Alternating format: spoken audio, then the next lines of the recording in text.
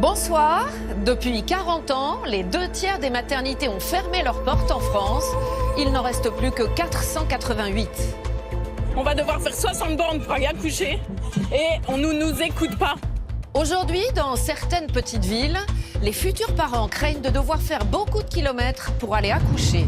Oui, c'est une vraie peur là pour le 3e enfant de se dire est-ce que je vais arriver à temps à la maternité?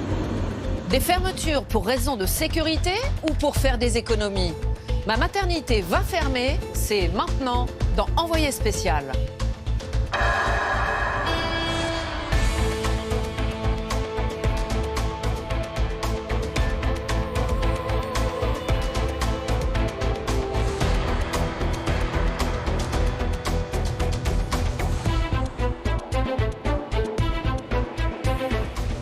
Vous découvrirez aussi comment les animaux de nos campagnes et les insectes disparaissent peu à peu.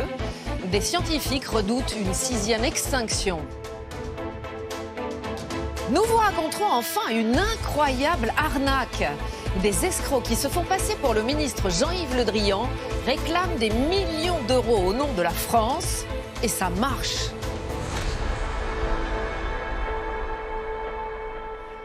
Accoucher sur le bord d'une route ou dans le camion des pompiers est devenu leur pire angoisse. Les futures mamans qui habitent dans des zones isolées doivent parfois faire des dizaines de kilomètres pour donner naissance à leur enfant. En France, 2/3 des maternités ont fermé en 40 ans, alors que le nombre de naissances reste quasiment stable. La raison officielle, c'est la meilleure sécurité des patientes et de leurs bébés, mais les opposants sont persuadés que c'est pour faire des économies. Ma maternité va fermer. C'est un reportage de Robin Braquet, Baptiste Lègle et Amandine Stelletta avec Bangoumi.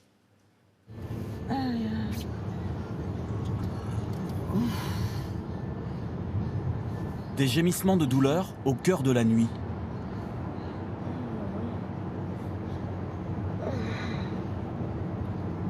Voilà, il est minuit et quart là et on part à la maternité, j'ai des contractions. Je leur ai téléphoné, ils m'ont dit de venir. Il faut aller poser les enfants chez la famille. Donc voilà, on part pour une longue route. Voilà.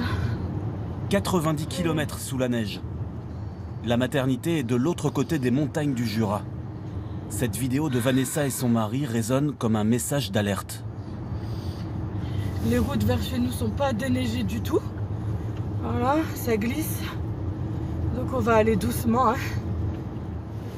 Voilà, sur la route nationale, c'est pareil. Et il y a toujours de la neige, ça tombe beaucoup. C'est pas des bonnes conditions pour aller jusqu'à la maternité de Dole. On n'a pas trop le choix. Pendant 1h30, le couple s'est fait une belle frayeur. Dans le dos. Finalement, le bébé n'est pas né ce soir-là. Vanessa accouchera quelques jours plus tard. Si la maternité de Saint-Claude n'avait pas fermé, cette jeune maman n'aurait pas fait ce périple. En France, comme elle, 326 000 femmes vivent à plus de 45 minutes de leur lieu d'accouchement. L'État justifie les fermetures parce qu'il n'y a pas assez d'activité. Les petites maternités seraient dangereuses. N'est-ce pas plutôt une question d'argent ? Est-il vraiment plus sûr de prendre la route ?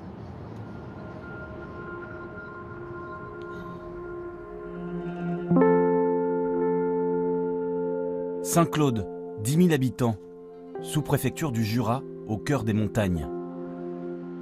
L'été dernier, les autorités sanitaires ont ordonné la fermeture de la maternité parce qu'elle manquait de médecins permanents.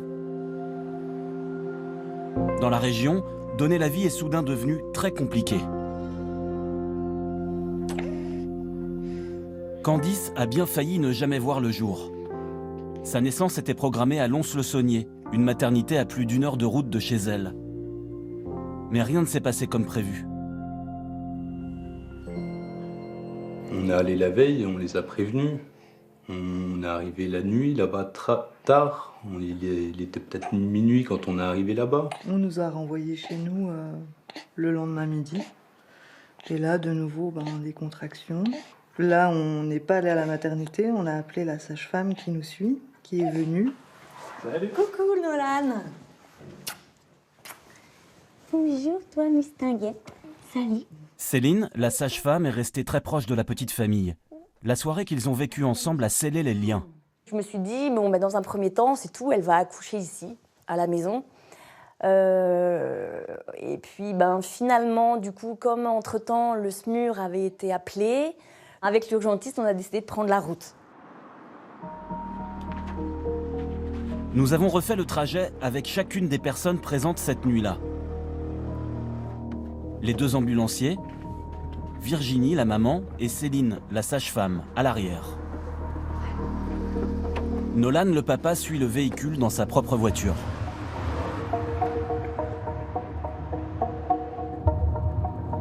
Malgré l'urgence, les ambulanciers ne peuvent pas faire de miracle dans les virages. On ne peut pas dire on va vite à l'hôpital, parce que même si nos ambulances, on a des facilités de passage, mais la route fait qu'de toute façon, on ne va pas pouvoir rouler puis c'est pas le but de rouler à 120 km/h. Dans les secousses, la future maman doit gérer ses angoisses et ses douleurs. Je pense que j'aurais accouché dans un hôpital, j'aurais craqué pour une péridurale. Voilà, j'avais pas le choix. Ce qui m'a fait beaucoup peur, c'est de ne pas savoir comment réagissait le bébé pendant les contractions. Ça, on peut pas savoir si son cœur va bien, si il n'y a pas de monitoring. Donc on ne sait pas. Tout seul derrière, son mari s'inquiète. À ce moment précis, vous aviez aucune idée de ce qui se passait dans l'ambulance? Ah, aucune. Aucune. J'avais peur. J'espérais que ma chérie Virginie allait bien. C'était long, c'était dur. À mi-parcours, il faut s'arrêter en urgence. L'accouchement est imminent. Et la sage-femme voit tout de suite qu'il y a un problème. Je me suis aperçue à ce moment-là qu'il y avait un petit cordon, un cordon autour du cou. Un cordon vraiment très serré. Souvent, ça fait des bébés qui sortent à la naissance en ayant manqué un peu d'oxygène. Donc, il est nécessaire d'intervenir donc en mettant un clan de part et d'autre du cordon pour pouvoir couper entre les deux. Et puis après, elle est vite sortie, du coup. On me l'a mis, j'ai trouvé qu'elle était un peu bleue, hein, j'ai un peu paniqué, j'ai dit j'ai cru qu'elle respirait pas trop, enfin tu m'as dit non c'est bon, tout va bien, elle respire. Si Céline n'était pas là, on a imaginé. Personne n'aurait pu clamper à ta place, à ce moment-là le cordon. Personne ne l'aurait vu. Heureusement qu'il était qu'à moitié serré. Voilà, il y a quand même, on a eu beaucoup de chance. Je pense qu'aujourd'hui, enfin ce jour-là, on a eu beaucoup de chance. Virginie et Nolan ne sont pas passés loin d'un drame. J'ai accouché de ma petite fille dans une ambulance, à cause d'une maternité qui a fermé, ouais. Oui, on peut dire ça comme ça. On peut tourner comme on veut, en tous les cas, la maternité de Saint-Claude aurait été ouverte, j'aurais pas accouché dans une ambulance. À 7h50 du matin, Candice est née au bord de la route départementale 436. Et voilà, la petite Candice. Sur son acte de naissance, du coup, il y a... Molinge, ouais. Ça faisait 67 ans, je crois, le maire m'a dit qu'il n'avait pas fait un acte de naissance. Mais tu commences à avoir faim. Quand une maternité ferme, les services de secours sont en première ligne. Le lendemain, nous retrouvons Céline, la sage-femme. Après avoir travaillé 10 ans à l'hôpital de Saint-Claude, elle exerce en libéral. Elle est aussi devenue pompier volontaire. Elle fait la tournée des casernes pour former ses collègues aux techniques d'accouchement. 300 pompiers du département ont déjà suivi ses cours. Oh, oui. Bon, alors déjà, merci d'être là ce soir, en jour de semaine. Pourquoi j'ai rallié les pompiers? Parce que cette fermeture de maternité m'a quand même interrogée en me disant « Waouh, il y a vraiment une zone géographique là à combler pour pallier aux accouchements inopinés qui va pouvoir y avoir sur les territoires. » Après la théorie, jeu de rôle. Il s'agit de gérer une naissance à domicile. Un pompier va se mettre dans la peau d'une femme qui accouche grâce au matériel spécialisé apporté par Céline. C'est moi la maman. Tu vas tenir ton ventre, voilà.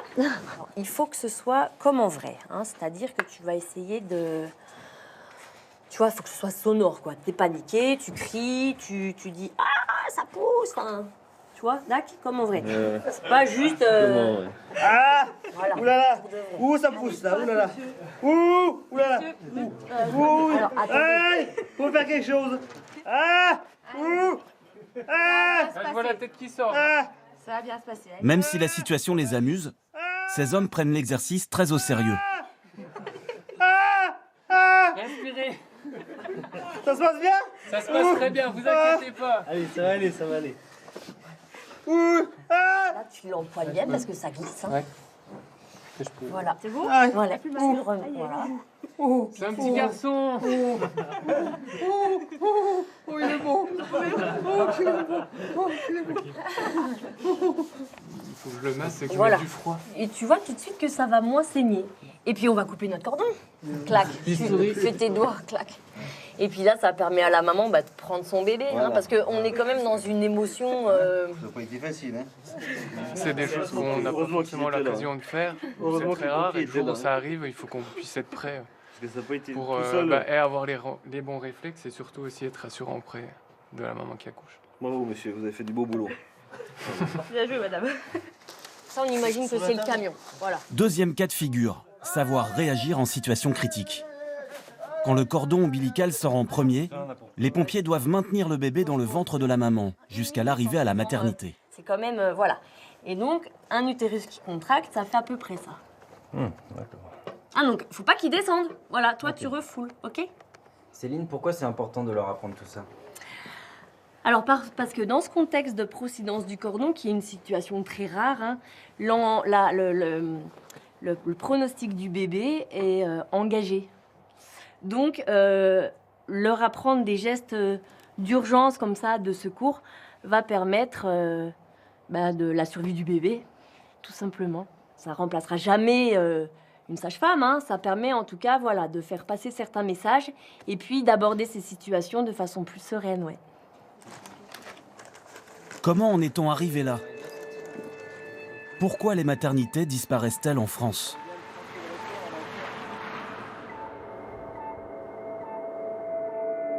Pour nous plonger dans le sujet, nous avons décidé de nous installer dans l'une d'entre elles.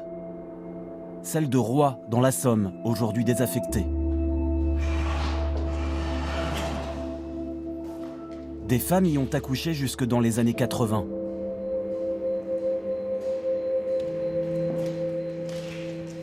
En France, il y avait 1369 maternités en 1975. «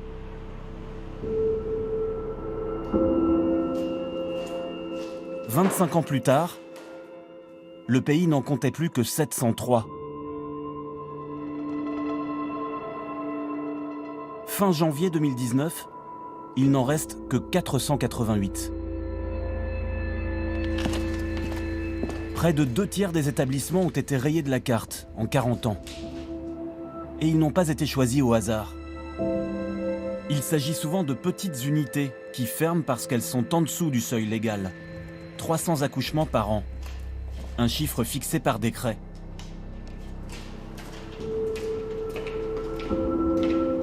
La loi a prévu des exceptions pour les établissements isolés. S'ils sont à plus de 45 minutes d'une autre maternité, ils peuvent être maintenus. Voilà pour la théorie. En pratique, sur la liste officielle des maternités isolées, on en trouve qui viennent de fermer. Comme Saint-Claude ou encore Le Blanc.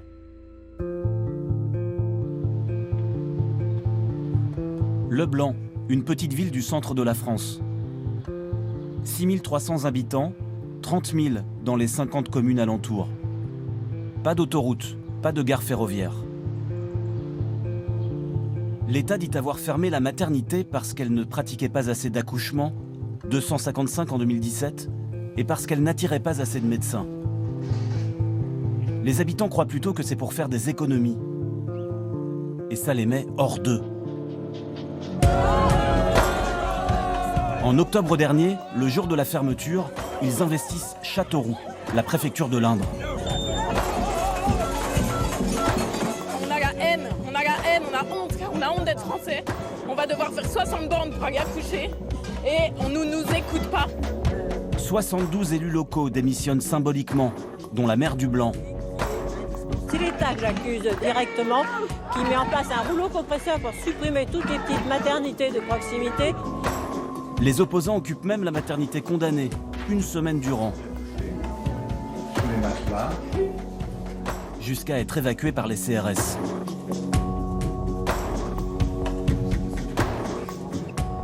Une lutte sans relâche pour se faire entendre. Fin novembre à Paris, ils font sensation avec leur tenue de La Servante écarlate, une série américaine sur l'oppression des femmes, dont l'héroïne est enceinte. Cap sur l'Assemblée nationale et sur le ministère de la Santé pour un AK adressé à la ministre. Viens nous voir, viens nous voir, viens nous voir, viens nous voir, viens nous voir, viens nous voir. Créatifs, les militants blanquois. Ces grandes oreilles, c'est pour dire que le gouvernement ne les entend pas. Début décembre, ils se lancent dans une marche de 300 km pendant 2 semaines sur les routes de campagne. C'est pas fini. Tous à Paris, c'est pas fini. Étienne est un futur papa. Sa femme est enceinte de 8 mois et demi. En ce moment, il est sur tous les fronts. Elle va bientôt accoucher dans quelques semaines et donc l'important c'est de gérer, de s'organiser par rapport à ça et aussi d'être sur le combat au quotidien. Ce message en fait on le porte depuis déjà 6 mois. C'est vraiment une révolte. Aujourd'hui nous ce qu'on demande c'est d'être écouté et le dialogue et il n'y en a pas. Voilà, il y a vraiment une rupture du dialogue et c'est injuste. Parce qu'aujourd'hui on considère qu'on est des citoyens comme tout le monde. Donc on a le droit au même service public qu'on soit à Paris, à Marseille ou au Blanc.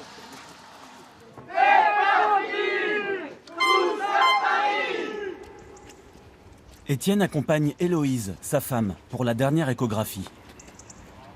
La maternité du Blanc est devenue un centre périnatal. Les consultations restent ouvertes, en dessous des anciennes salles de naissance aux rideaux baissés. Cette petite fille, elle ne sera pas blancoise? Non, puisqu'elle va naître à Châtellerault, à la maternité de Châtellerault. On habite au Blanc, donc on est à 5 minutes en voiture d'ici, de l'hôpital, donc de l'ancienne maternité. Ça nous rend malheureux que cette maternité soit fermée parce que c'était une maternité de qualité. Les sages-femmes, les auxiliaires étaient vraiment super, quoi. Il n'y a jamais eu de problème. Moi, je sais que pour mes 2 grossesses et mes 2 accouchements, c'était très très bien. Leur deuxième enfant est venu au monde 3 heures après le début des contractions. Pour le 3e, combien de temps mettront-ils à rejoindre la maternité de Châtellerault? Toujours cette obsession de la route. Ils s'entraînent même à faire le trajet avec un chronomètre. Depuis la fermeture, les futures mamans peuvent choisir d'accoucher à Châteauroux, Poitiers ou Châtellerault. Il faut compter 60 km en moyenne. Héloïse et Étienne traversent une dizaine de communes sur 2 départements. Là, ce qu'il faut se dire, c'est que les premières contractions qui nous paraissent être des contractions de début de travail, à partir de ce moment-là, il va falloir être assez réactif. Est-ce que je dois attendre un peu? Est-ce qu'on doit partir tout de suite? Oui, c'est une vraie peur là pour le 3e enfant de se dire est-ce que je vais arriver à temps à la maternité? Au fil des kilomètres, l'angoisse monte. Et avec elle, la peur d'un contretemps. On tombe sur une déviation. Donc là, on est obligé de prendre une route parallèle pour aller sur Châtellerault. Et vous voyez, on a une partie 50 sur une route parce que la chaussée est déformée. Et là, vous roulez plus vite là? Ouais. Parce que j'imagine que le jour, je vais pas forcément respecter les limitations de vitesse. Là, je pense qu'on ne peut pas appeler. Je pense qu'il n'y a pas de réseau là. Il n'y a pas de barre, il n'y a pas de 3G ou de 4G, il n'y a rien. La sécurité, elle était à la maternité du Blanc. Elle n'est pas sur une route de campagne, quoi, sans réseau, avec un sanglier qui peut traverser, un tracteur qui arrive en face. On arrive là? Ouais. Là, on a mis combien de temps? Eh ben, presque 57 minutes. 57 minutes en excès de vitesse. Les urgences, c'est derrière là, ce bâtiment. C'est leur première visite à la maternité de Châtellerault. Bonjour. Bon, mais je vais vous montrer du coup notre Oui. maternité. Bah oui, voilà, D'accord. on va visiter. Suivez-moi. L'accueil de la sage-femme est chaleureux. Pour justement l'estimation de poids. Chaque mois, elle reçoit entre 5 et 10 futures mamans venues du Blanc. Donc, les chambres de maternité sont ici. Ici, c'est donc une des salles d'accouchement, d'accueil des nouveau-nés qui naissent par césarienne, avec deux tables d'accueil. En fait, là, on a le sentiment d'être en sécurité en fait, quand on arrive. Voilà. Pas forcément le sentiment qu'on est sur la route, mais là ici, Voilà. on a le sentiment d'être en sécurité. Que risquent les futures mamans à faire des dizaines de kilomètres pour aller accoucher? Des statistiques existent. Nous avons rencontré la spécialiste. Elle habite en Bourgogne. Evelyne Combier est une pédiatre devenue chercheure en santé publique. Elle est la seule à s'être penchée sur cette question. Là, il y a 20 ans de recherche. Non, ça c'est juste le dernier, ça. Dans une étude publiée il y a 6 ans, elle a analysé les temps d'accès aux maternités de Bourgogne entre 2000 et 2009. Or, le principe... Elle a montré que plus le trajet dure, plus le bébé est en danger. Des conclusions que la Cour des comptes a citées dans son rapport sur les maternités.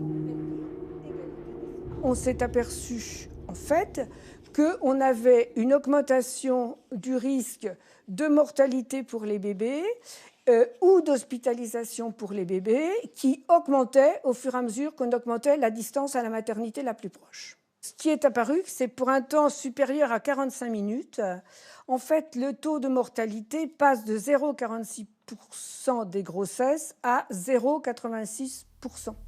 C'est 2 fois plus. Evelyne Combier est allée plus loin. Dans une deuxième étude, elle a épluché les bases de données de toutes les maternités de France, entre 2012 et 2014. Elle a recensé 6700 accouchements inopinés, en bord de route ou à domicile. Ses conclusions sont édifiantes. Les accouchements avec des morts-nés sont multipliés par 3,3, le risque. Il y a 3 fois plus de bébés morts-nés quand on accouche en dehors d'une maternité. Voilà. Le risque pour la mère, c'est de décéder. On a trouvé qu'on avait un risque qui avait été augmenté par 13, multiplié par 13. C'est effrayant. C'est effrayant. Qu'est-ce que ça vous inspire? Fermer une maternité, à ce moment-là, on prend des risques de tuer, oui. De tuer et les femmes et les enfants. C'est effectivement un risque qu'on connaît et que, oui, je pense que les décideurs ne peuvent pas ne pas le connaître. Les autorités sanitaires avaient-elles connaissance du travail d'Evelyne Combier quand elles ont décidé de fermer la maternité du Blanc? À l'Agence régionale de santé du Centre Val-de-Loire, nous avons rendez-vous avec Sabine Dupont. Elle n'est pas médecin, mais cadre administratif. C'est elle qui est en charge du dossier.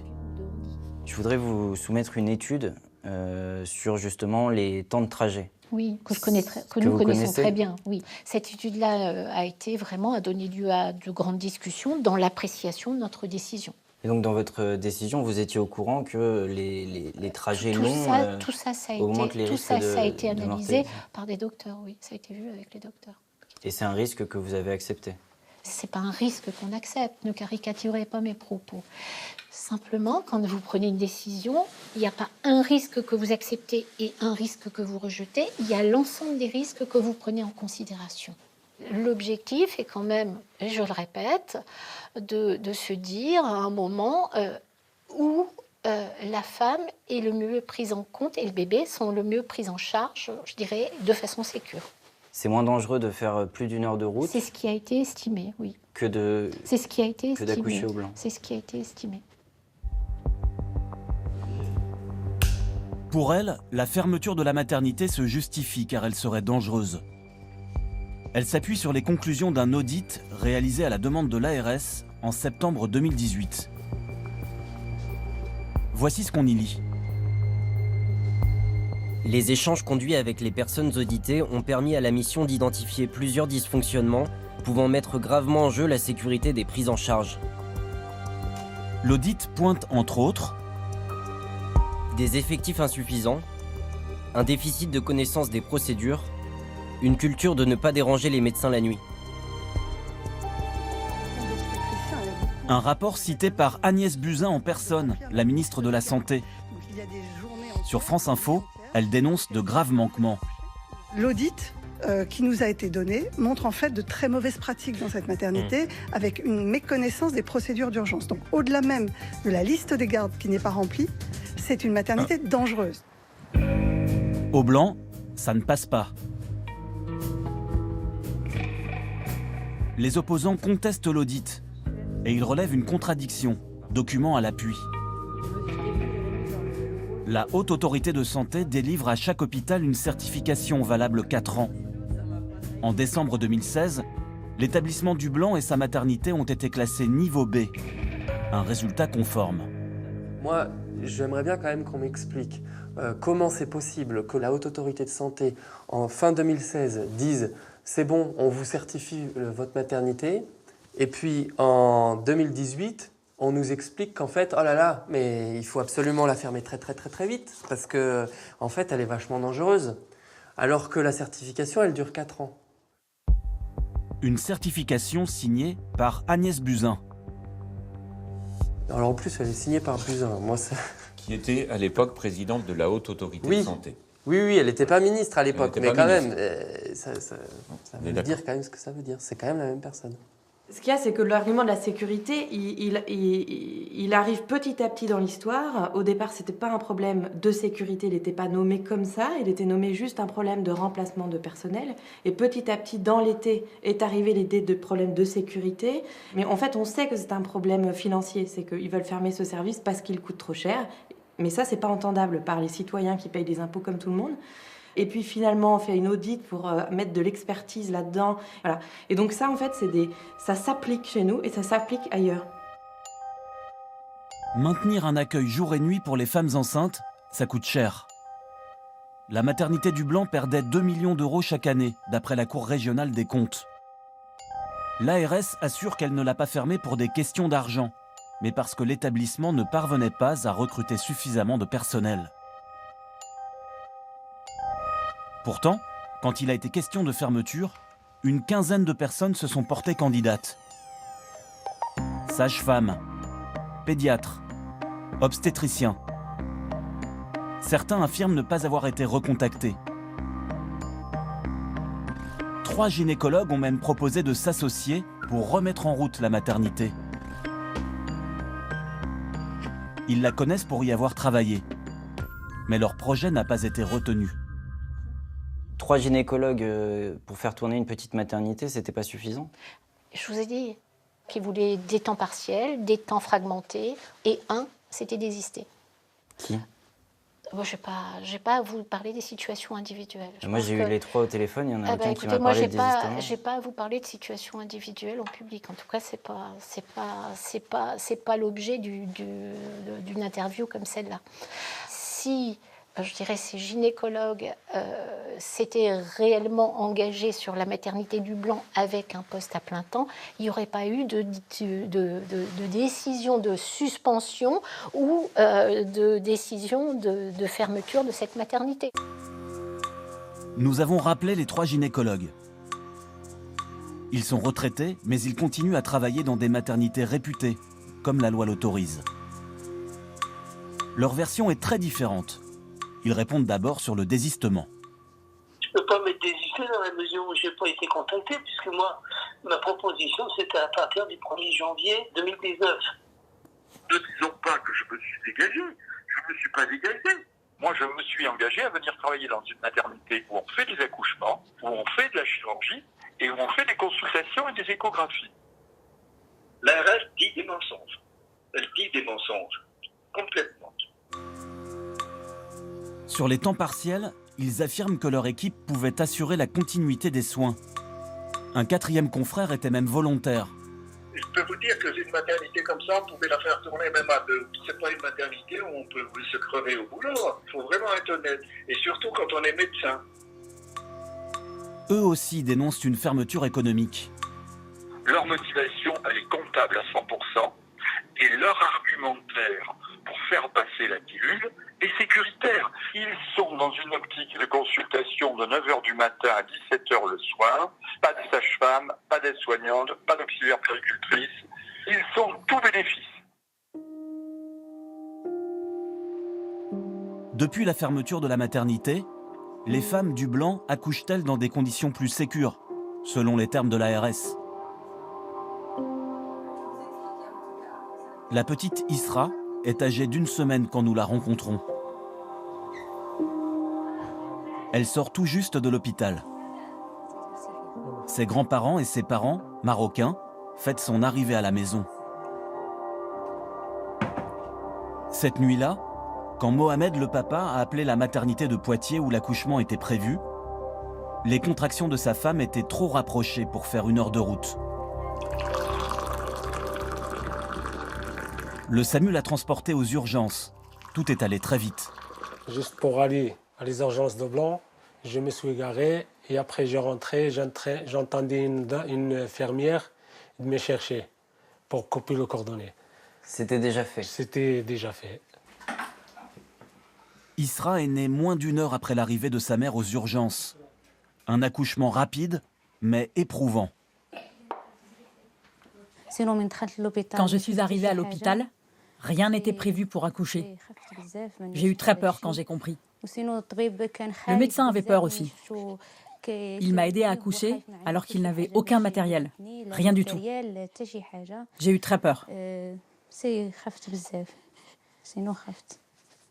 Zakia, la maman, décrit ce qui ressemble à une panique générale. J'ai vu tout le monde courir dans tous les sens, à droite, à gauche, pour apporter ceci, cela. À ce moment-là, je pensais que j'allais mourir. Je me suis dit que ça ne pouvait pas se passer autrement. Forcément, j'allais mourir. Les urgences du Blanc ont-elles été dépassées par la situation cette nuit-là? Nous avons contacté un membre de l'équipe médicale qui a participé à l'accouchement. Anonymement, il corrobore le récit de la jeune maman. Moi, ce que je retiens, c'est qu'à 4h du matin, tout le monde croisait les doigts en disant pourvu que ça se passe bien, quoi. Hein. Et s'il y avait une complication, vous n'auriez pas été équipé pour faire face? On aurait fait le maximum, mais je suis ni sage-femme, ni pédiatre, ni gynécologue obstétricien. On n'aurait pas pu faire les forceps, les ventouses. Ça, vous en avez pas? Les épisiotomies, c'est pas qu'on n'a pas, c'est qu'on sait pas faire. Ça aurait pu mal se terminer. Il aurait pu y avoir une tragédie. Accouchement à risque, équipe en difficulté, la disparition d'une maternité impacte les urgences de l'hôpital. Certains médecins estiment qu'ils ne devraient pas avoir à se substituer aux sages-femmes ou aux obstétriciens. À Creil, dans l'Oise, les urgentistes doivent se former aux accouchements pour pallier la fermeture des salles de naissance. La mesure scandalise le chef du service, Loïc Penn, à tel point qu'il a démissionné. On leur propose une formation de 2h30 à 3h pour apprendre à accoucher. 2h30 à 3h, c'est complètement sous-estimé la compétence et le niveau de technicité d'une sage-femme, d'un obstétricien. Enfin, je veux dire, c'est ridicule. Et donc, on pense que c'est dangereux. Faire les choses dans ces conditions-là, ça veut dire qu'on fait une sous-médecine pour les gens qui habitent le bassin creillois et qu'on peut avoir des accidents. Donc ça, c'est hors de question qu'on fasse n'importe quoi sur ce service. S'ils prennent des décisions aussi délirantes, il est hors de question de nous impliquer là-dedans. Pour Loïc Penn, comme pour beaucoup de citoyens, c'est souvent la fermeture d'une maternité et non son maintien qui fait courir un risque à la population.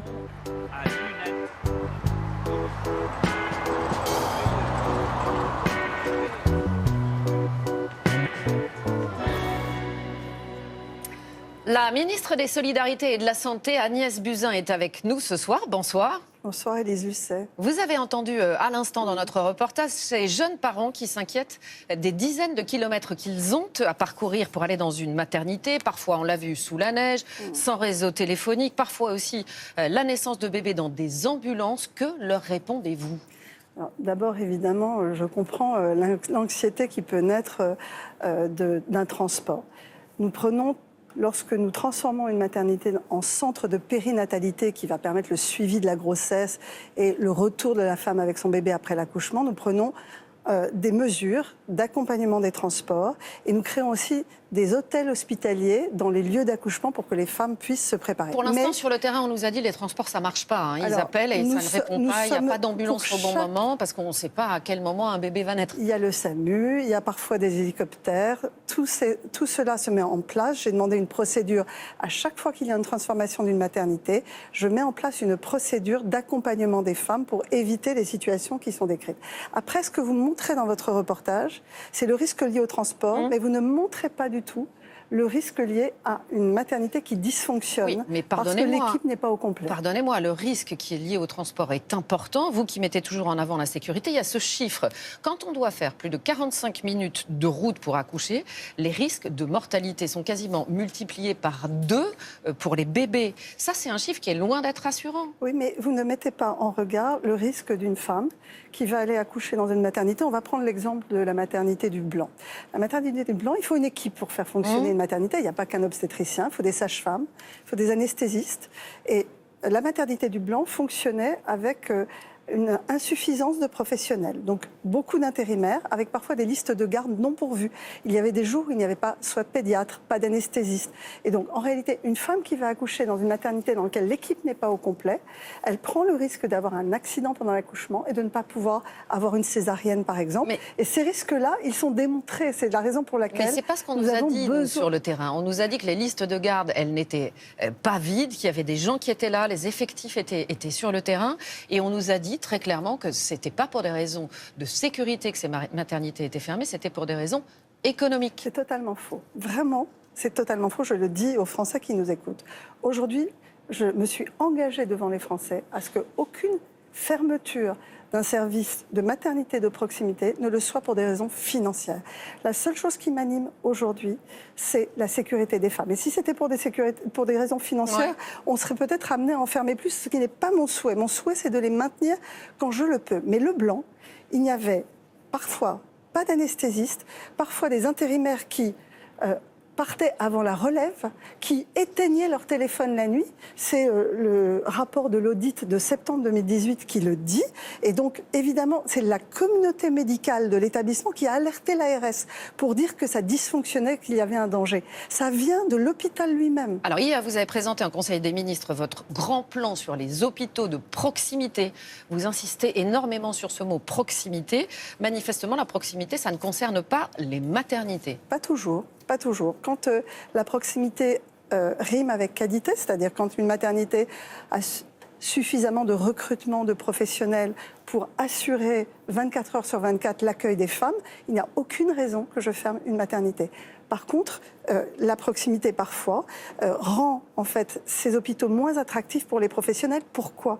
Parce que quand il y a très peu d'accouchements, en réalité ces professionnels, un obstétricien qui va être amené à faire un accouchement par semaine, il n'est pas intéressé. C'est pas ce qu'ils nous ont dit sur le terrain. On a le sentiment parfois que sur le sujet des maternités, vous n'entendez pas ce qui se dit dans ces petites villes.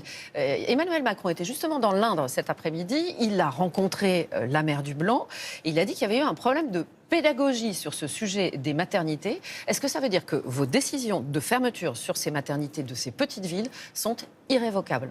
Alors, elles sont irrévocables. Quand l'ARS a pris une décision, la ministre, évidemment, n'a pas de raison de revenir sur une décision de sécurité. Donc le Blanc, Saint-Claude, Bernay, il n'y aura pas de retour en arrière. Il n'y aura pas de retour en arrière. Je n'ai aucune raison de remettre en cause une décision de l'ARS qui a été sur place, qui en plus, par exemple pour le Blanc, a fait un audit avec 4 professionnels indépendants ARS, qui ont dit que ça... Agence régionale de santé, on voilà, le redit. Donc l'Agence régionale de santé, c'est eux qui prennent les décisions parce que ce sont eux qui sont en responsabilité s'il y a un accident.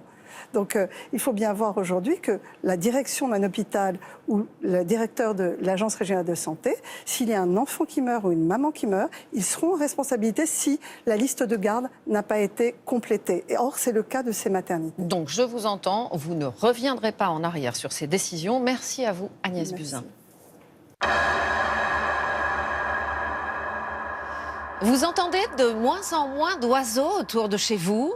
Vous ne voyez presque plus de papillons ou d'abeilles. Ce n'est pas une vue de l'esprit.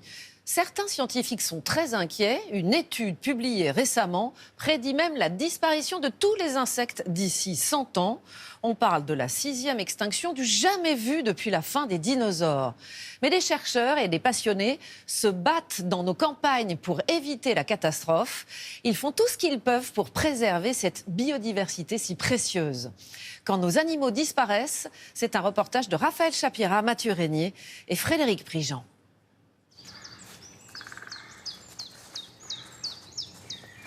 Ces recherches le mènent le plus loin possible des hommes.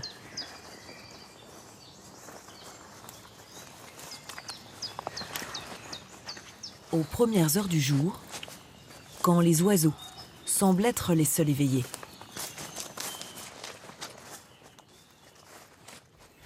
Avec ses drôles de micros, Boris Jolivet enregistre la vie sauvage.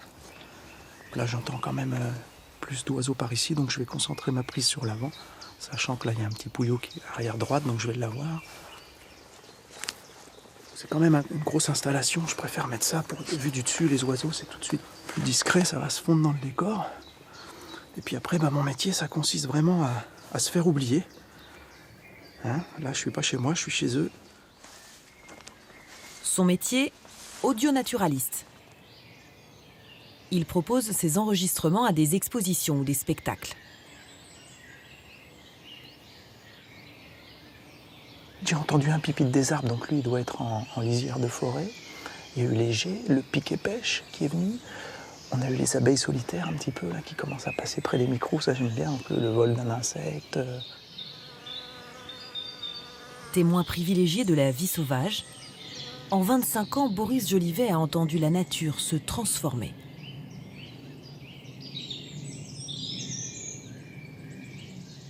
On a un avion tout de suite, donc ça c'est régulier. Donc là on peut absolument pas enregistrer quand on a un avion qui passe, donc il faut attendre. Le bruit des avions, des voitures, des hommes et la disparition des animaux. Dans la plaine, enregistrer les espèces, même les plus communes, est devenu presque impossible. Sur ce milieu, là depuis tout à l'heure, à part l'alouette, il n'y a rien d'autre. Il n'y a plus que l'alouette. Et là j'écoute, j'entends même plus l'alouette. Un silence que Boris Jolivet explique par le changement de décor. Ici, les zones sauvages ont disparu, au profit de champs cultivés toujours plus étendus. Il suffit d'imaginer le paysage tel qu'il était il y a 15 ans seulement. Là, avant, on avait une friche bien plus grande, qui prenait beaucoup plus d'espace, moins de culture. Et dans cette friche, des arbustes, c'était beaucoup plus buissonnant. Du coup, on avait le tarier des prés. On avait le bruant-proyer. C'est donc un petit passereau qui niche au sol, qui se nourrit d'insectes. Après, là, dans l'axe, on avait des haies encore, le long de la culture. Là, on pouvait avoir de la pie-grièche écorcheur et la fauvette grisette. Et puis enfin, dans cette zone de colza avec une petite prairie, là, c'était très commun, la caille des blés. Et puis beaucoup de grillons aussi. Les champs des grillons, ça prenait tout l'espace. On pouvait voir les sauterelles. Dès qu'on traversait la prairie, ça sautait de partout. Aujourd'hui, quand je parle à des enfants, tiens, comment chante un criquet? Ils savent pas.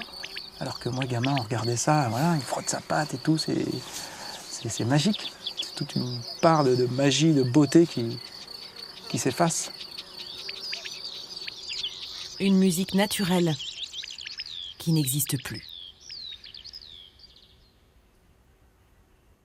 Le phénomène ne touche pas que les oiseaux, c'est tous nos animaux qui disparaissent.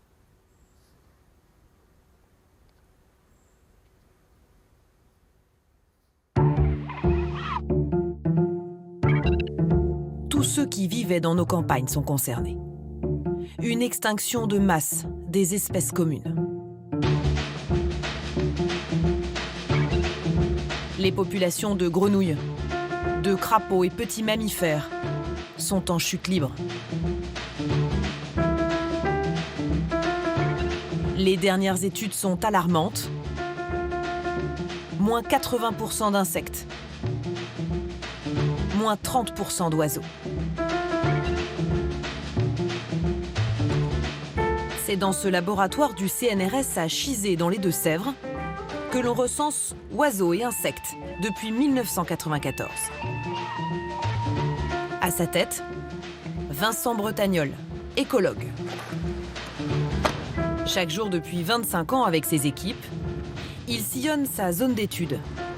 Cette plaine céréalière de 450 km², où il compte perdrix, alouettes, busards et insectes en tout genre. Salut. Est-ce qu'il y a une outarde qui est dans le coin, là? Je sais pas. Bon, on va continuer à chercher. L'outarde canepetière. C'est la première espèce qu'il a vue disparaître. Moins 95% en 35 ans.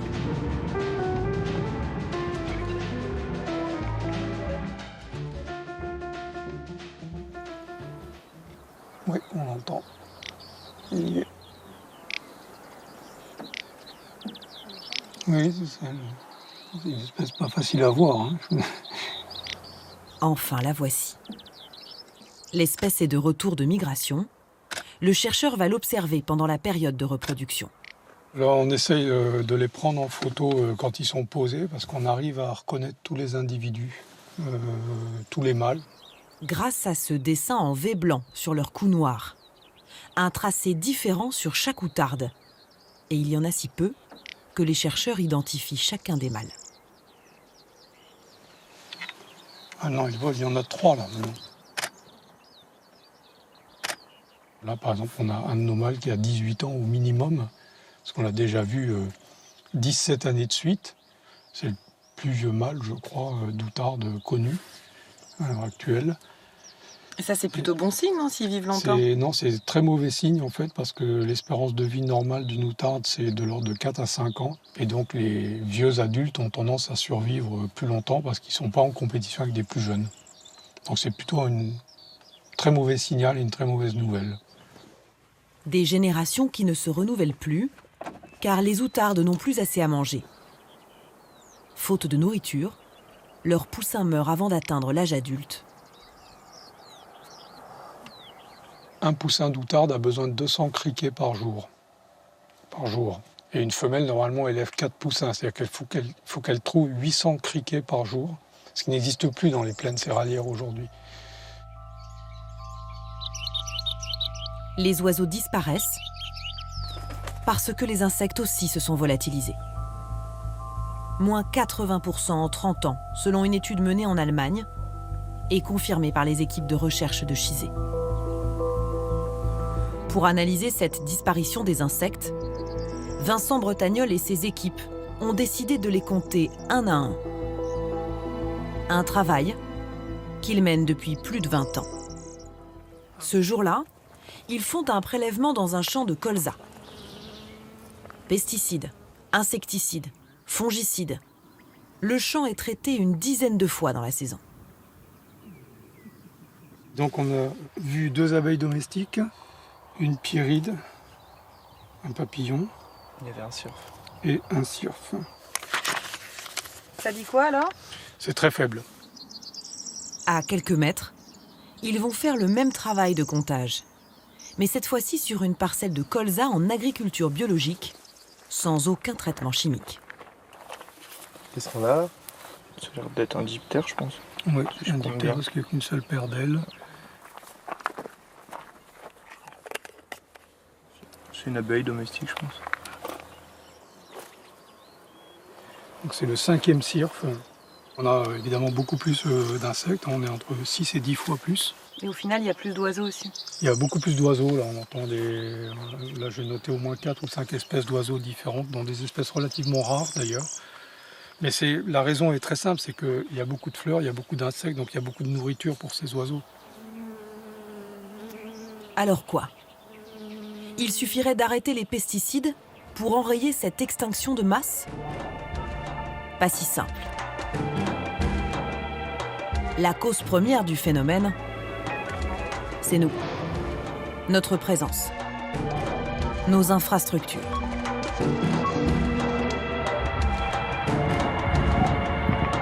Pour s'en rendre compte, Vincent Bretagnol a élaboré une carte de sa région.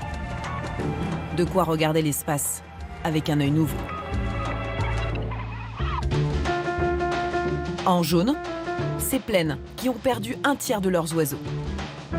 Ajoutons-y les lignes à haute tension. Puis les voies de chemin de fer. Les autoroutes. Les routes. Et maintenant, en zoomant sur sa zone d'étude, ajoutons les maisons. Il ne reste presque plus rien aux animaux sauvages. Pourtant, c'est bien d'espaces libres dont ils ont besoin pour survivre. Là, on a un territoire de près de 10 ou 12 km² sur lequel il n'y a plus du tout ni outarde ni busard, alors qu'il y en avait il y a 20 ans avant que ces infrastructures soient construites. On parle d'une autoroute, d'un chemin de fer, de lignes à haute tension, tout ça c'est quand même des choses utiles pour notre vie. Bien sûr, non, c'est totalement indispensable, il ne faut juste pas les mettre partout. Il faut essayer de les regrouper de manière à laisser des espaces libres pour ces espèces. En nous étalant sans leur laisser de place, c'est comme si nous avions déclaré la guerre aux animaux sauvages, sans nous en rendre compte. Une guerre de territoire qui mène tout droit à la 6e extinction animale de l'histoire de la planète. La crise qui a mené à l'extinction des dinosaures s'est étalée sur des milliers d'années. Nous, on est en train d'éteindre des centaines ou des milliers d'espèces à l'échelle de 10, 20 ou 30 ans. Donc ça, la Terre n'a jamais connu une vitesse aussi élevée de disparition. Une vitesse telle que les animaux ne peuvent plus s'adapter. Et ceux qui se maintiennent ne sont pas en bon état.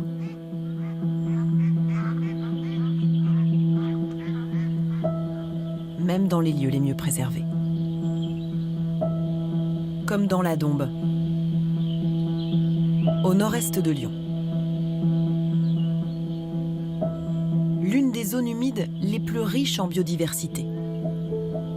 On y trouve plus de 250 espèces d'oiseaux.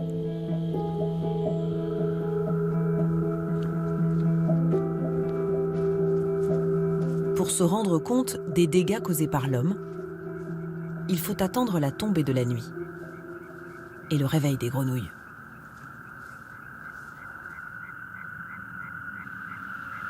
Là, on a un fond sonore avec des crapauds calamites qui doivent être à 200 ou 300 mètres d'ici. De temps en temps, on entend une rainette qui est par là, une rainette verte. Thierry Langagne est chercheur au CNRS. Il est spécialiste du comportement animal. Le problème ici, c'est la lumière de la ville.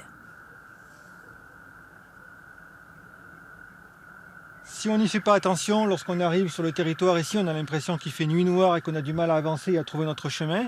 Pourtant, si on regarde juste ici derrière les roseaux, on s'aperçoit que le ciel n'est pas noir, on ne voit pas les étoiles. La seule chose qu'on voit, c'est ce halo orangé de lumière produite par l'agglomération lyonnaise, qui est pourtant à 15 ou 20 km d'ici à peu près. Pour comprendre les effets de cette lumière sur les animaux de nuit, Thierry Langagne et ses équipes ont installé une dizaine de capteurs sur cette zone. À 10, 20, 30, jusqu'à 50 km de Lyon. Grâce à ces nouvelles données très précises, ils vont pouvoir mener des expériences inédites en laboratoire. L'enjeu est de taille. Nos éclairages artificiels se sont étendus ces 20 dernières années. Vu de l'espace, entre 1992 et 2010, la nuit a presque disparu d'Europe.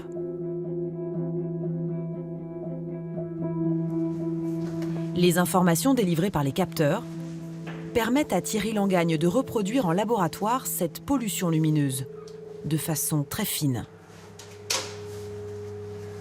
Donc là, c'est une salle où il y a très peu de lumière. Ça correspond environ à ce qu'on a à 50 km de Lyon.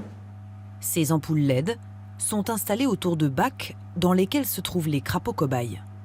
Il y a quand même une petite lumière, même si on ne peut pas la voir facilement. On ne voit pas les bacs, on ne voit pas les animaux. mais pour des animaux nocturnes, c'est pas négligeable.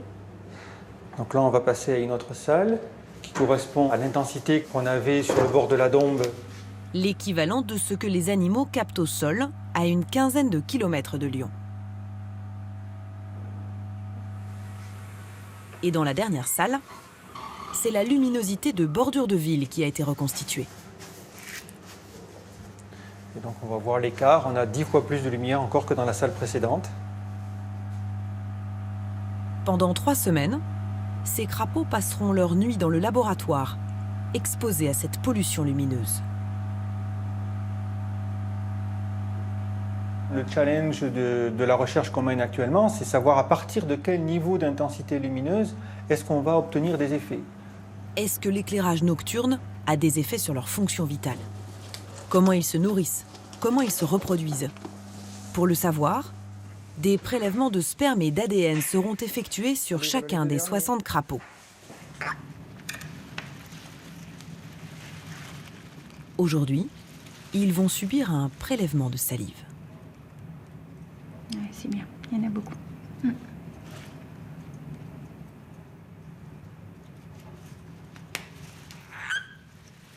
Il y a des choses à dire dans la bave des crapauds? Oui, toutes les hormones, voire même des anticorps, plein de choses, comme la nôtre. Les scientifiques veulent doser le taux de testostérone, indice de vitalité de la reproduction. Ils vont donc comparer la salive des crapauds exposés au halo de lumière, que l'on voit à 15 km de Lyon, avec celle de crapauds témoins, restés la nuit dans le noir. Au bout de 3 nuits, Voilà les premiers résultats. les effets sont spectaculaires. Alors là, on constate que les témoins ont gardé un taux de testostérone assez élevé au cours de ces 3 nuits, alors que les mâles soumis à pollution lumineuse ont une nette diminution significative de la quantité de testostérone dans leur salive, donc dans leur sang. Et on va essayer de voir si cette baisse de testostérone impacte la qualité de leurs spermatozoïdes, donc leur potentiel reproducteur. Au cours de cette expérience, les chercheurs ont démontré que les crapauds exposés à cette pollution lumineuse s'accouplaient moins vite, avec un taux de fécondation des œufs plus faible. C'est toute la reproduction qui est affectée. Comme si, face à la lumière des hommes, les animaux avaient perdu leur instinct de survie. Ils ne peuvent plus s'adapter parce que les contraintes qu'on pose à cet écosystème, les nouvelles contraintes liées aux activités humaines, sont tellement fortes qu'il n'y a pas de solution pour s'en sortir. Ça vous inquiète? Oui, c'est très inquiétant, bien sûr. C'est le monde qu'on va léguer derrière nous. Moi, c'est pas mes grenouilles, c'est pas mes crapauds, c'est pas mes oiseaux. Par contre, c'est ce que vont avoir nos enfants, ce que vont avoir les générations futures. Et une fois que les animaux auront disparu, on ne pourra pas les faire revenir, ce sera terminé. Nous aussi, à terme, on est menacés. Effectivement, si on perd de la biodiversité, on sait que ce sera de plus en plus difficile pour l'homme de continuer à vivre dans ces conditions-là. Donc on va vivre dans un monde complètement aseptisé où il n'y aura plus rien. Un monde aseptisé. Des campagnes qui se transforment en désert. C'est ce qui se passe déjà en Alsace. Dans cette plaine dédiée à la culture du maïs, la vie a peu à peu quitté les champs. Et pourtant, certains amoureux de la nature ne se découragent pas. Voilà. Comme Jean-Paul Burger et les membres de son association pour la sauvegarde de la faune sauvage. Et il fait frais, hein. Ils consacrent leur vie à préserver les animaux. Tous les animaux.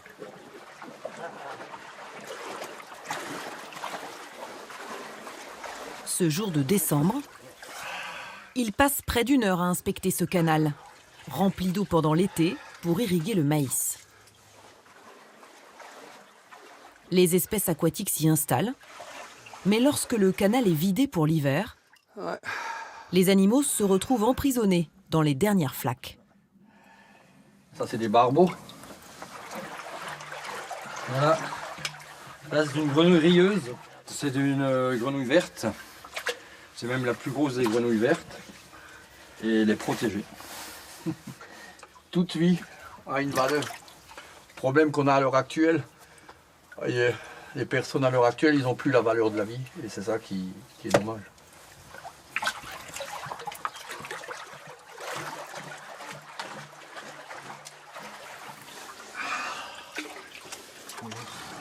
L'an dernier, ils ont sorti 1600 petites bêtes.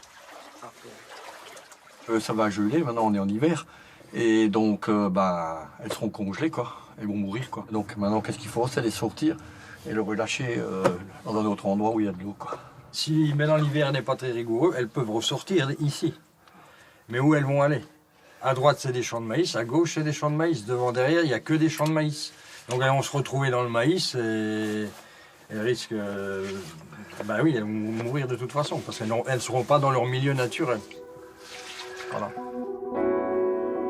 Ici, il n'y a quasiment plus de zone humide, vitale aux grenouilles.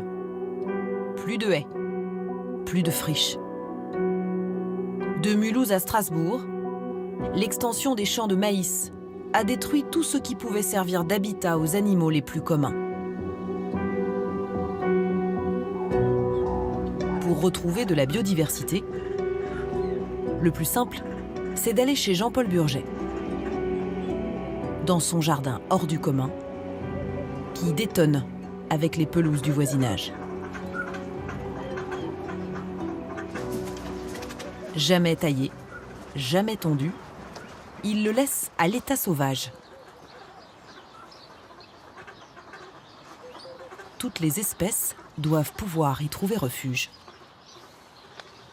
Les oiseaux peuvent nicher, les abeilles peuvent butiner en automne, au mois d'octobre, sur le lierre. Les chauves-souris peuvent se cacher, ça ramène tout. Mais le premier animal qu'il a défendu, c'est le grand hamster d'Alsace, en voie d'extinction. À 20 ans, quand Jean-Paul Burget découvre cet animal, il y en a des milliers dans la région. Mais au début des années 80, le hamster se met à disparaître, au point de devenir espèce protégée. Malgré ce statut, les effectifs continuent de chuter. Face à l'urgence, Jean-Paul Burget porte plainte contre la France auprès de la Cour de justice de l'Union européenne. Selon lui, l'État n'a pas fait assez pour sauver le grand hamster. Il obtient gain de cause. En 2011, la France a été condamnée, donc j'ai l'arrêté de la Cour, qui est là. Cet arrêté, il condamne la France à quoi? À sauver le grand hamster par tous les moyens possibles. Après cette condamnation, l'État renforce ses mesures de protection. Partout où il y a des terriers, les terrains deviennent inconstructibles. Une grande victoire qui l'encourage à développer son élevage de hamsters dans ce bâtiment à quelques kilomètres de chez lui. Son association emploie 3 salariés à plein temps pour s'en occuper. Salut, ça va? Salut, ça va, ouais. Il y en a pas mal qui sont réveillés aujourd'hui. Dans ces cages, 215 hamsters sauvages, nés ici, et qui hibernent, avec de l'eau et de la nourriture.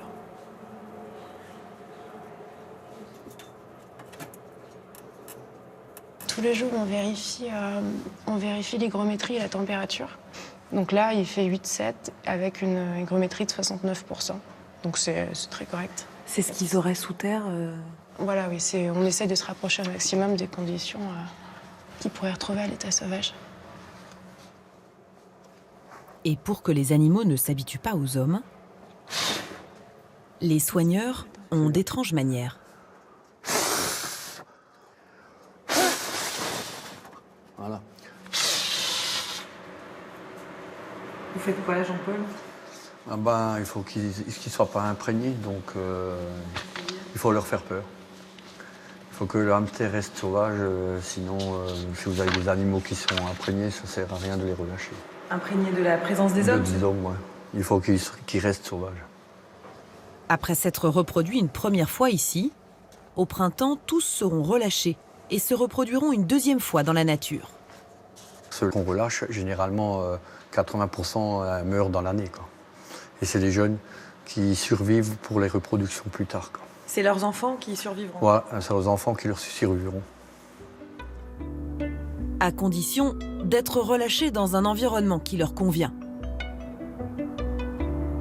Surtout pas dans les champs de maïs, responsables de leur disparition. Le hamster sort d'hibernation au mois d'avril. À cette époque en Alsace, les champs de maïs sont encore à nu. Il n'a rien à manger et sans végétation, le hamster devient une proie facile pour les rapaces et les renards.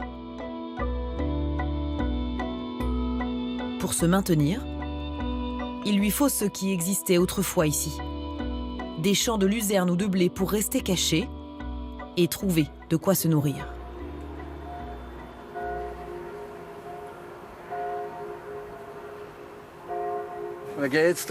Ça va?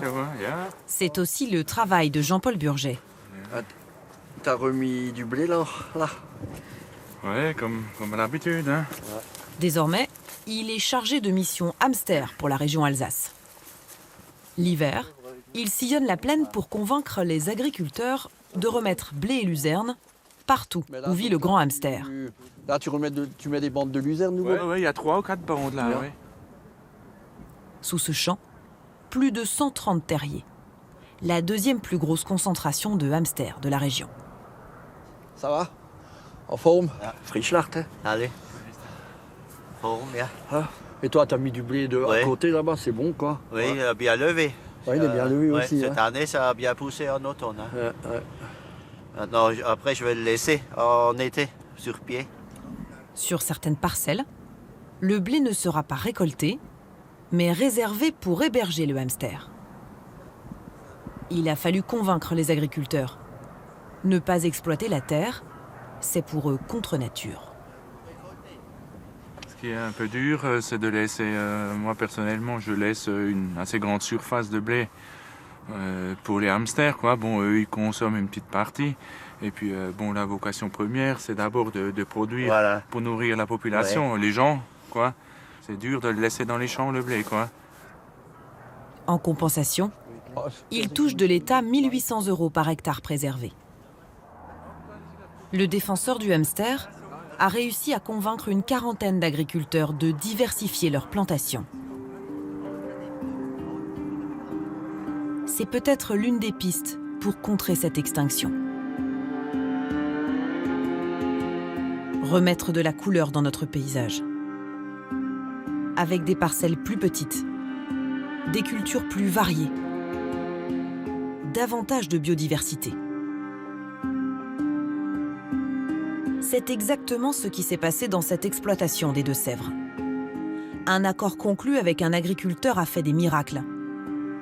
Blé, lin, tournesol, luzerne, prairies sauvages.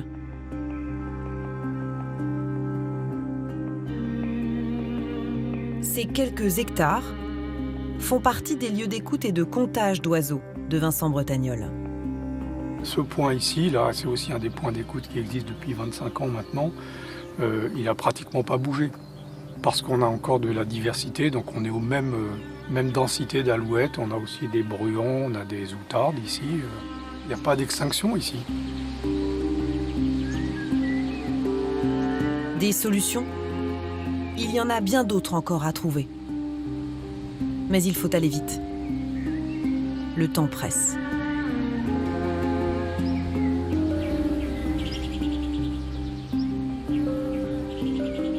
C'est très urgent parce que si on ne fait rien, on sait exactement où on va. On va à l'extinction programmée des insectes et des oiseaux. L'horizon de temps, on parle peut-être de 5 ans, de 10 ans, de 15 ans, c'est un horizon qui est de toute manière extrêmement court et plus on tarde à changer, plus ça sera compliqué. Chercheurs et amoureux de la nature voudraient bien que leur message soit entendu. De quoi provoquer un sursaut, inverser la tendance et continuer encore longtemps de s'émouvoir devant la vie sauvage.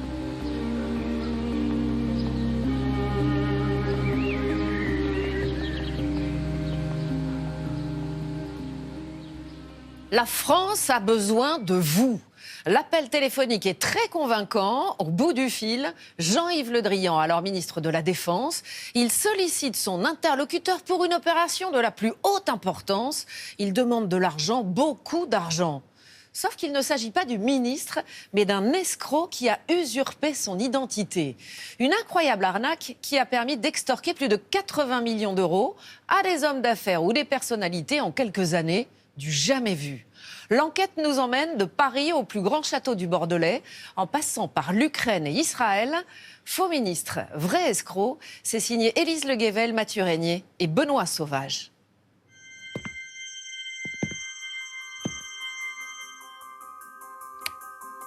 Il a soigné sa mise en scène, peaufiné le décor, jusqu'au drapeau européen et français. L'objectif de l'escroc, reconstituer le bureau d'un vrai ministre. Dernier détail, un masque en silicone pour voler le visage du ministre Jean-Yves Le Drian. L'escroc a besoin de faire illusion au moins quelques dizaines de secondes, le temps d'une apparition vidéo. Son arme, le bluff. Ses cibles, de riches personnalités à qui il demande de l'argent, au nom de l'État, sur fond de lutte contre le terrorisme. Vous trouvez le piège grossier? C'est pourtant une histoire vraie. Le téléphone sonne, voilà, écoutez, je me présente, je suis Jean-Yves Le Drian, ministre de la Défense. Se trouver par l'intermédiaire de son téléphone, par Skype, face à un ministre, c'est assez bluffant. Pour moi, c'était le visage de M. Le Drian, ça me paraissait crédible. Pendant 2 ans, à partir de juillet 2015, plus d'une centaine de personnalités ont été contactées. Chefs d'État, patrons du CAC 40, associations caritatives et même hommes d'église. Alors il me dit, voilà, j'ai vu avec le président ce matin, on a cherché une personnalité morale. Si au moment vous voyez un ministre qui vous demande un service, il vous demande un service pour l'État. Près de 80 millions d'euros ont été extorqués en quelques conversations. Sa seule arme, c'est son bagou, c'est un bonimenteur de génie. Et plus c'est gros, plus ça passe. C'est-à-dire qu'il fait preuve d'un culot extraordinaire. Si j'étais un peu trivial, je dirais que c'est aussi brillant que dégueulasse.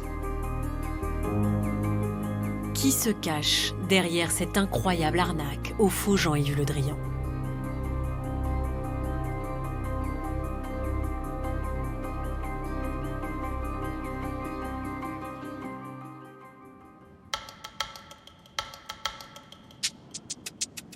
Tout commence à Tunis, en juillet 2015. Les services du ministre tunisien de la Défense reçoivent un mail signé Jean-Yves Le Drian. En pièce jointe, une facture pour 4 hélicoptères Tigre et un échéancier de paiement de plusieurs millions d'euros. Sauf que les Tunisiens n'ont jamais passé une telle commande. Intrigués, ils appellent leurs homologues français, le cabinet de Jean-Yves Le Drian, qui tombe des nues. C'est une usurpation d'identité, le début d'une longue série. Le faux Le Drian contacte ambassades et gouvernements de plus de 50 pays. Centrafrique, Togo, Yémen. Pour l'instant par téléphone et par mail. Mais le scénario a changé. Fini les hélicoptères. Il joue désormais sur la corde sensible. Des journalistes auraient été enlevés par des djihadistes. L'État aurait besoin d'une avance pour payer la rançon et promet un remboursement rapide. Jusqu'ici, aucun interlocuteur ne s'est fait piéger, mais cela ne va pas durer. Nous sommes au début de l'année 2016.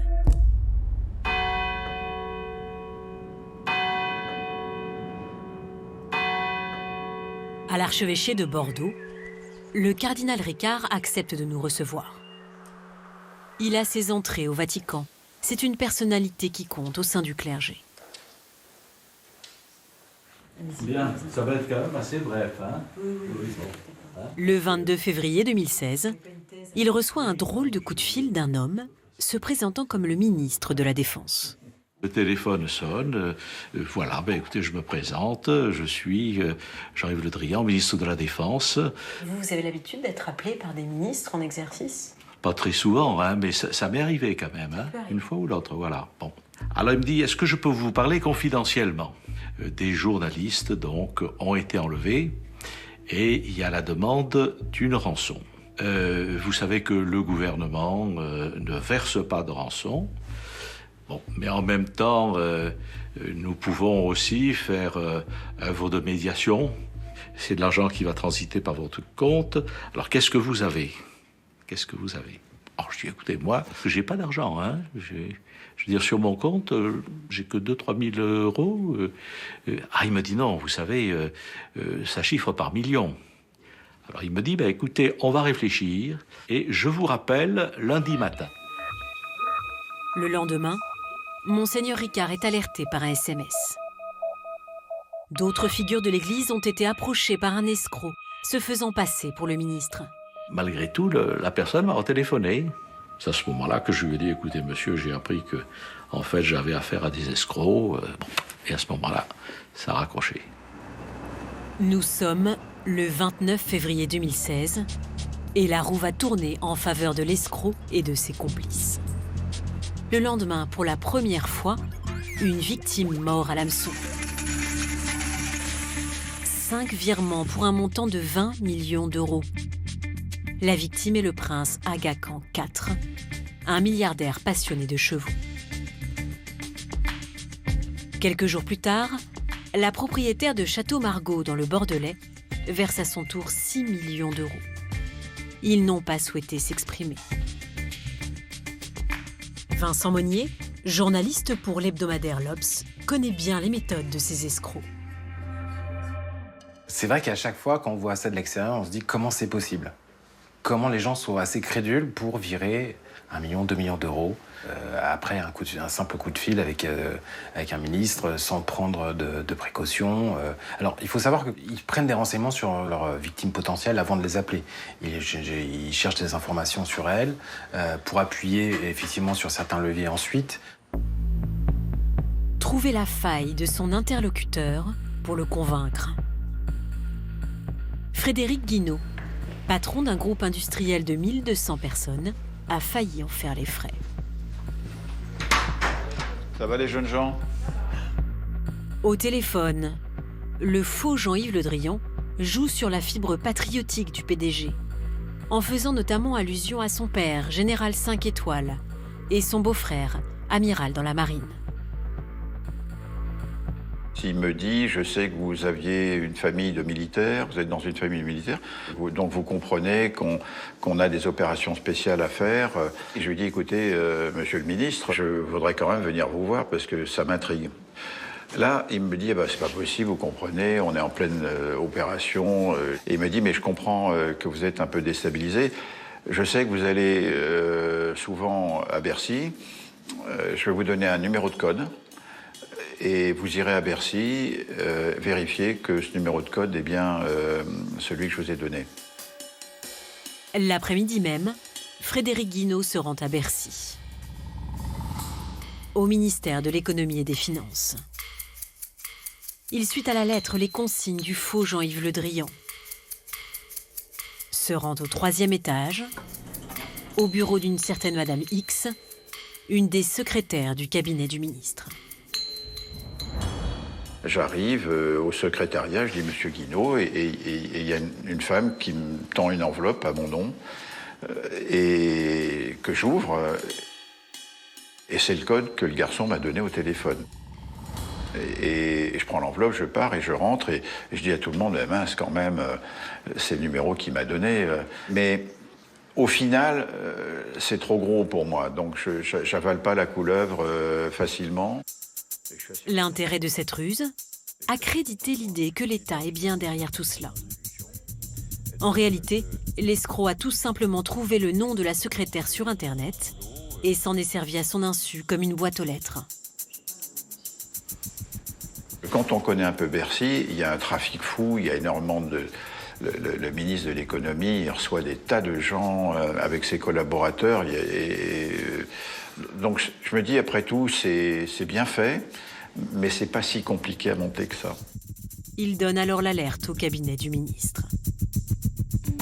Il y a beaucoup de gens qui s'aperçoivent que le scénario n'est pas crédible, que la personne à l'autre bout du fil n'est pas le ministre. Il y a cette anecdote qui est assez drôle. À la fin d'une conversation entre le faux Jean-Yves Le Drian et un chef d'État africain, le faux Jean-Yves Le Drian le salue en disant « Vive la République, vive la France », et puis il raccroche. Et là, le chef d'État africain est saisi d'un doute. Il connaît Jean-Yves Le Drian. Il sait que c'est pas la façon dont il le salue d'habitude, et il rappelle le cabinet, mais le vrai cabinet de Jean-Yves Le Drian, et là il s'aperçoit de la supercherie. L'escroc est convaincu que son scénario est le bon. Il faut simplement l'ajuster. Puisque ses cibles demandent à rencontrer le ministre, il va créer un décor, faire fabriquer un masque ressemblant à Jean-Yves Le Drian, pour faire illusion lors d'une conversation de quelques secondes par appel vidéo. C'est ainsi qu'à Saint-Émilion, plusieurs propriétaires de châteaux ont eu la surprise de découvrir le visage du ministre en vidéoconférence. Bonjour. Bonjour. Bienvenue à Guadet. Guy Pétrus-Lignac appartient à la 7e génération de vignerons. Venez, je vous en prie. Son arrière-grand-père a racheté Château Guadet en 1844 et sa grande-tante a créé Château Pétrus. Ma grand-tante n'ayant pas d'enfant, elle avait demandé à mon père que je porte le nom de sa propriété. Voilà pourquoi je m'appelle Pétrus. Alors quand j'étais enfant, c'était un peu dur à porter. En prenant de l'âge, c'est plus facile. Le nom de Guy Pétrus et son patrimoine supposé suscitent la convoitise. Exceptionnellement, il nous permet de filmer les caves de Château Guadet. Là, ce sont les plus belles bouteilles, c'est ça? Ah ben, on a des bouteilles de 1889, ici. Ça vaut combien, une bouteille de cet ordre-là? Il n'y a pas de prix. Vous avez des collectionneurs dans le monde entier qui sont prêts à mettre des sommes, des dizaines de milliers d'euros pour une bouteille, bien sûr. Son château reçoit régulièrement la visite de personnalités, consuls, préfets, ambassadeurs. Il n'a donc pas été surpris d'être appelé par le soi-disant cabinet de Jean-Yves Le Drian. Le secrétaire en question dit à mon épouse, « Monsieur le ministre, par souci de confidentialité, aimerait que ça se passe par Skype. » La communication n'était pas très bonne, le bureau était relativement éloigné de la caméra. Avec le recul, on se pose beaucoup de questions, mais au départ, c'est vrai que pour moi, c'était le visage de Monsieur Le Drian. Le personnage ressemblait. Sur le moment, vous voyez un ministre qui vous demande un service. Il vous demande un service pour l'État. Et c'est vrai que j'étais prêt à aider l'État. La connexion est mauvaise. Les conversations sont interrompues. Entre-temps, Guy Pétrus demande conseil à un ami qui pense immédiatement à une arnaque. Avec le recul, on se fait peur parce qu'on se dit les sommes auraient été moindres, peut-être que... 3 nouvelles victimes tombent dans le piège. Après une conversation Skype, Pierre Bellon, le président de Sodexo, ordonne le versement de 2,9 millions d'euros, bloqués in extremis. Nicole Bru, l'héritière des laboratoires UPSA, n'aura pas cette chance. Elle vire près d'1 million d'euros. Enfin, ce richissime homme d'affaires turc et ami de la France verse plus de 41 millions d'euros sur plusieurs comptes en Chine. Pour l'avocate de Jean-Yves Le Drian, toute la complexité de ces escroqueries réside dans le fait de remonter jusqu'au commanditaire. Dans notre affaire, la difficulté, c'est qu'il y a une toile qui est tissée, et notamment en matière bancaire. C'est-à-dire qu'il y a des virements qui sont effectués par les victimes, et ces virements atterrissent sur un compte, il y a un virement de ce compte à un autre compte, et ainsi de suite. Donc on peut aller ensuite dans des paradis fiscaux, et pour récupérer son argent, il faut chercher qui a initié l'action, qui est l'auteur principal de cette infraction, et ensuite tous ses complices. Pour retrouver le commanditaire, Le masque est peut-être une piste. Nous avons réussi à nous procurer un document inédit. Voici une capture d'écran du faux Jean-Yves Le Drian, en pleine tentative d'escroquerie. Ce n'est visiblement pas un masque de farce et attrape. Sur Internet, nous n'avons trouvé aucune trace de ce modèle. Nous avons demandé l'avis d'experts en effets spéciaux. Ouais. Ils sont formels. C'est un masque professionnel.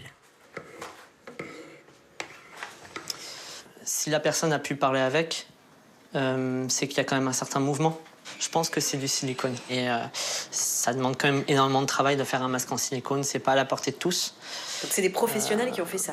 C'est quelqu'un en tout cas qui a eu une formation professionnelle ou en tout cas qui en a déjà fait avant. Ça peut pas être des gens qui sont improvisés et qui ont juste regardé des vidéos YouTube. Est-ce que c'est un masque comme celui-là, ça coûte combien par exemple? En imaginant qu'il a été fait qu'une seule fois pour ce projet-là, on est dans les 3 à 6 000 euros. Pourtant, même avec un masque professionnel en silicone, cela leur paraît très difficile d'usurper l'identité de quelqu'un. Il faudrait pouvoir faire du sur-mesure en présence du modèle. Et encore, cela ne suffirait pas. Il y a des limites, donc on ne peut pas tout faire avec un masque en silicone. On n'arrivera jamais, par exemple, à avoir le résultat Mission Impossible avec le masque enlevé comme ça et où la personne y croit, mais même si elle est très près du visage de la personne, à 2 mètres de la personne. Et bien sûr, là, sur la conversation, si ça se trouve, ça a très bien marché parce que voilà, il y a une histoire de qualité, de machin, enfin voilà. Mais puis on est à une certaine distance aussi. Selon lui, ce n'est pas un hasard si la qualité de l'image est mauvaise et si l'escroc se place à plusieurs mètres de la caméra. Impossible pour ces 2 experts, comme pour les enquêteurs d'ailleurs, de déterminer l'origine et le fabricant du modèle en silicone. Ce n'est donc pas le masque qui va aider les services de police à remonter au commanditaire, mais une autre escroquerie qui porte cette fois une signature. La police connaît très bien les auteurs de l'arnaque dite au PDG. En mars 2016, ce patron de PME qui souhaite rester anonyme reçoit une visite de routine de sa banquière. Elle l'interpelle sur des virements récents qu'il aurait faits en Chine. Au cours de l'entretien, je me dirige vers mon bureau, mon ordinateur, j'ouvre le compte de l'entreprise. Et puis je découvre 2 virements de à peu près 300 000 euros chacun pour une banque à Hong Kong. Et en quelques microsecondes, je comprends. Et je comprends qu'on s'est fait piquer, voler 600 000 euros. Le jour où les virements ont été faits, il était absent. L'escroc le savait. Il en a profité pour contacter le comptable de l'entreprise par téléphone et le manipuler, soi-disant sur ordre de son supérieur. Il appelle le comptable et lui dit « Je sais que votre patron n'est pas là aujourd'hui et je le sais d'autant mieux qu'il est avec moi. » Et il est en train de monter une opération très importante de rachat d'une entreprise. Il m'a cité votre nom, vous le comptable, comme étant sa personne de confiance. Il va falloir virer de l'argent pour pouvoir concrétiser tout ça. À plusieurs reprises, mon comptable dit à son interlocuteur « Mais enfin, j'aimerais quand même bien pouvoir parler à mon patron. » Et l'autre dit « Non, surtout pas, vous inquiétez pas, mais vous avez vu, il vous écrit, ça, il peut le faire, il peut vous envoyer des mails. » Mon comptable reçoit des mails émis par moi, soi-disant, de ma boîte mail avec mon adresse mail. C'était pas une autre adresse mail, c'était la vôtre. Au point près où mon comptable reçoit des ordres de virement avec ma signature. Et je peux vous dire que quand je les ai vus a posteriori, je me suis dit, mais zut, je n'ai pas signé ça, moi. Quand j'ai vu ma signature, j'ai cru que c'était moi qui l'avais signé. Les ressorts sont les mêmes que dans l'escroquerie au faux Le Drian. L'usurpation d'identité et une capacité de persuasion hors du commun. Quelque part, c'est un peu le corbeau et le renard. J'ai confiance en vous, vous êtes quelqu'un de très bien, votre patron vraiment m'a dit beaucoup de bien de vous. Il y a un deuxième point commun, capital pour les enquêteurs. L'argent de cette PME a atterri sur le même compte bancaire qu'une partie des millions du prince Aga Khan, la première victime du faux Jean-Yves Le Drian. Un compte en Chine, la banque Taizhou. Les enquêteurs pensent immédiatement à un homme, un franco-israélien du nom de Gilbert Chikli. C'est lui l'inventeur de l'arnaque au PDG. L'homme fanfaronne volontiers dans la presse. Ses premiers faits d'armes, avoir réussi à convaincre en 2005 la directrice d'une agence bancaire d'apporter 358 000 € en liquide dans les toilettes d'un bar à Paris. Les enquêteurs le soupçonnent d'être à la tête d'une véritable bande organisée.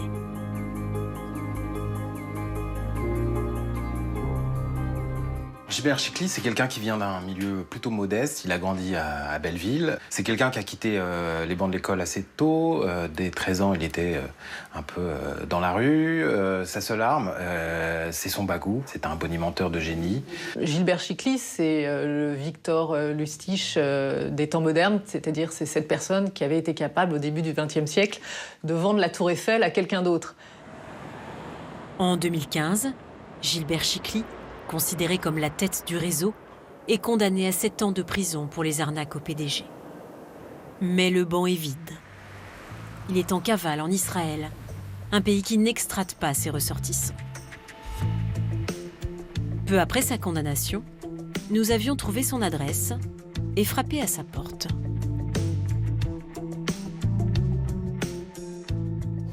Rentrez, j'ai pas voulu laisser la porte. À notre plus grande surprise, il avait alors accepté de nous parler avec un aplomb déconcertant. J'ai changé de maison. Ah, vous voulez voir quoi? Piscine, il n'y a plus de lumière. Alors, est-ce qu'il est là? Notre tournage avait commencé par un tour du propriétaire. Gilbert Chikli tenait à nous montrer qu'il était sous bonne garde. C'est ouvert. Avec des hommes en armes.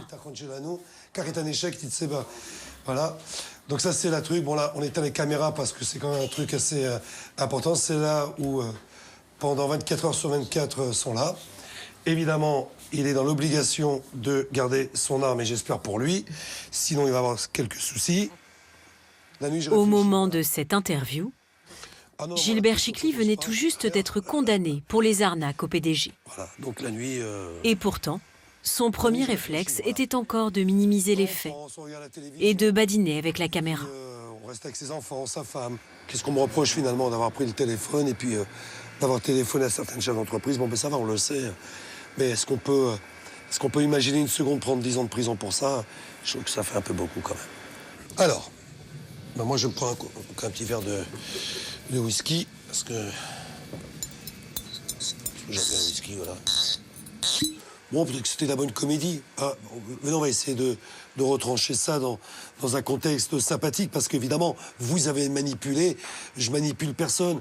Bon, c'était un jeu, c'était marrant. Bon, après, je me suis aperçu que non, que par malheureusement ces victimes qui ont souffert énormément. Bon, ben oui, je suis navré, je suis désolé, et je regrette profondément pour ces victimes. Voilà. Bon, ben je vous fais mes excuses. Je peux pas dire mieux que ça. Qu'est-ce que vous voulez que je fasse hormis de ça? C'est fait. C'est fait, on reviendra pas là-dessus.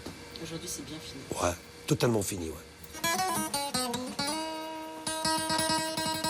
Cette interview date de mai 2015. Je n'avais pas 20 ans. Je ne pensais qu'à rire. Quelques semaines plus tard, le faux Jean-Yves Le Drian rentre en scène. Gilbert Chikli est-il vraiment rangé? Ou a-t-il récidivé en passant à la vitesse supérieure? Les enquêteurs ont des soupçons, il leur faut des preuves. Alors à leur tour, ils vont imaginer un stratagème. Sophie Grenier, directrice financière à la Chambre de commerce et d'industrie des Landes, va leur servir d'appât. En février 2017, elle est contactée par le faux Jean-Yves Le Drian via visioconférence. Elle échange avec l'escroc sans y croire une seule seconde. Depuis le départ, je suis dans l'idée que c'est une blague, que c'est une farce. Parce que je ne vois pas pourquoi le ministre Le Drian m'appellerait. Et quand je comprends que ça va être une escroquerie, puisque son objectif, en fait, c'est de détourner de l'argent de la Chambre de commerce, Donc moi aussi, je vais essayer de la mener dans mes filets. Et le jeu de dupe va un petit peu s'inverser. Elle se rend immédiatement à la police, qui lui demande de jouer un rôle. Maintenir le lien avec l'escroc pendant plusieurs jours, jusqu'à lui faire croire qu'elle va effectuer les virements.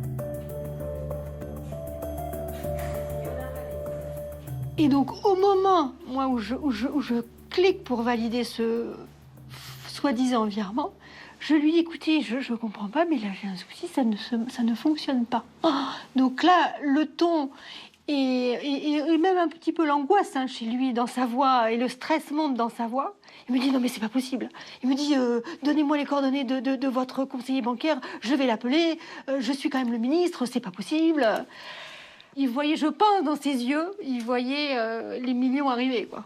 Mais malheureusement, non. Chaque conversation entre Sophie Grenier, l'escroc, est enregistrée, analysée. Les enquêteurs ont désormais une trace de la voix du faux ministre. Cette voix, d'autres victimes ont aussi eu le réflexe de l'enregistrer. Une source a accepté de nous en donner une copie. C'est un document inédit. On entend l'escroc essayer d'harponner une de ses victimes. Vous avez compris, nous avons d'ores et déjà donc préparé des contentions parce qu'il n'est pas question de mettre en danger votre structure, donc elle n'apparaîtra nulle part. Et évidemment, nous vous renverrons l'ascenseur, que les choses soient bien claires. Mais entre vous et moi, il s'agit de la vie de 2 ressortissants français dans laquelle nous aimerions bien à ce qu'ils soient libérés pour un délai sans quoi, et très dépendamment de notre volonté, nous pensons au pire, si vous voyez ce que je veux dire. Écoutez, nous avons fait écouter cette voix à ceux qui ont été approchés. Tout simplement être notre partenaire dans cette mission pour que nous puissions la mener à bien. Voilà, c'était ma première question. Et si c'est tout, donc un interlocuteur on gère pour pouvoir gérer la situation. Que ce soit bien clair. Je me souvenais plus de que ce soit bien clair, que ce soit bien clair, mais c'est exactement ça. Oui, c'est ça. C'est une voix qui ressemble beaucoup à celle que j'ai entendue. Hein. Oui. Oui. C'est bien lui. Hein. Ah, c'est lui. Hein. Vous reconnaissez cette voix-là? Ouais. Non mais la voix, c'est la même. Là, il n'y a pas de doute, c'est vraiment la même voix.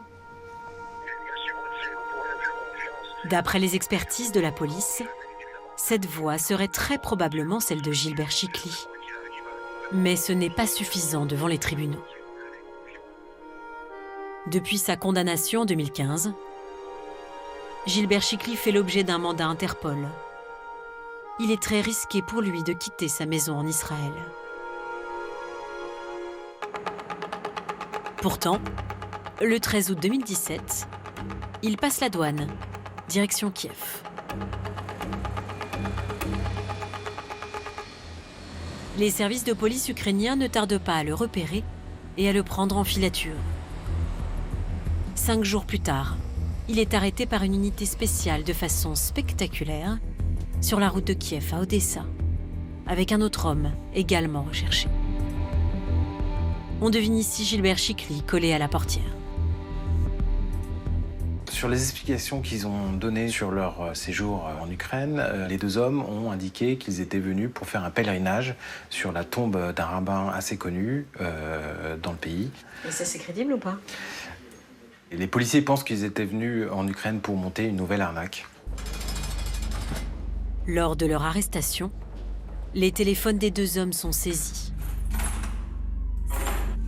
Sur celui de Gilbert Chicly, les enquêteurs trouvent un indice qui les intéresse.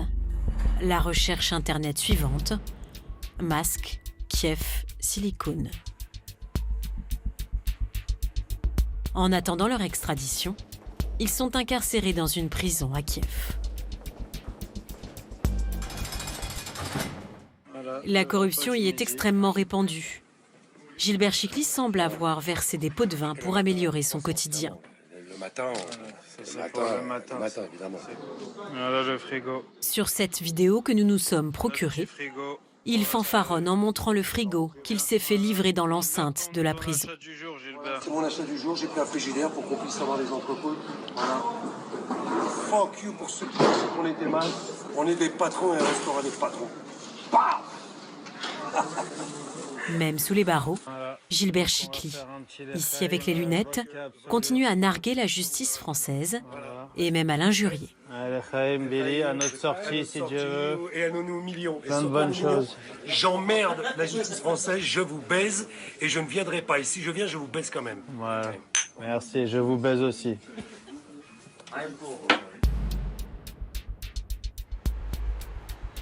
Gilbert Chicly a depuis été extradé vers la France.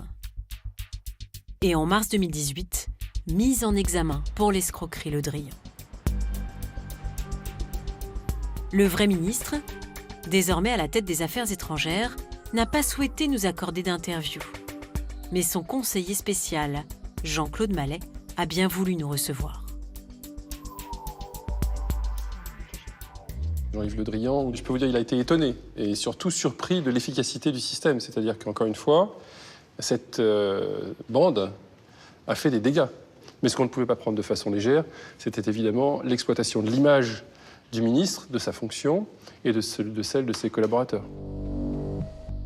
Si le Quai d'Orsay nous reçoit, c'est parce que les escroqueries ont recommencé depuis quelques semaines, avec de nouvelles victimes. Effectivement, je peux vous le confirmer, il y a eu de nouvelles tentatives et nous essayons de dénoncer le plus publiquement possible de façon à ce que les gens soient avertis. C'est aussi pour ça que vous nous parlez, j'imagine. C'est aussi pour ça que nous avons accepté de vous parler. Qui se cache derrière ces nouvelles arnaques? Gilbert Chicly est incarcéré en région parisienne. Les enquêteurs travaillent sur d'autres auteurs, éventuellement des complices ou des bandes rivales. Dans l'affaire du faux Le Drian, l'impression qu'on peut avoir, c'est qu'il y a plusieurs équipes qui sont parfois concurrentes, parfois associées, mais qu'il y a plusieurs équipes qui opèrent au même moment. Les avocats de Gilbert Chicly n'ont pas souhaité nous répondre. Gilbert Chicly est-il un coupable un peu trop facile? Ou au contraire, serait-il la tête pensante d'une bande organisée qui l'aurait formé à ses méthodes? Les enquêteurs planchent sur cette question. Mais le temps presse. La liste des victimes continue de s'allonger.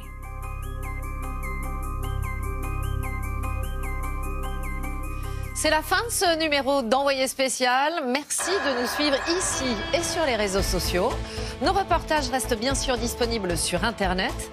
On se retrouve la semaine prochaine et tout de suite, c'est Complément d'enquête. Avec vous, Jacques Cardoz.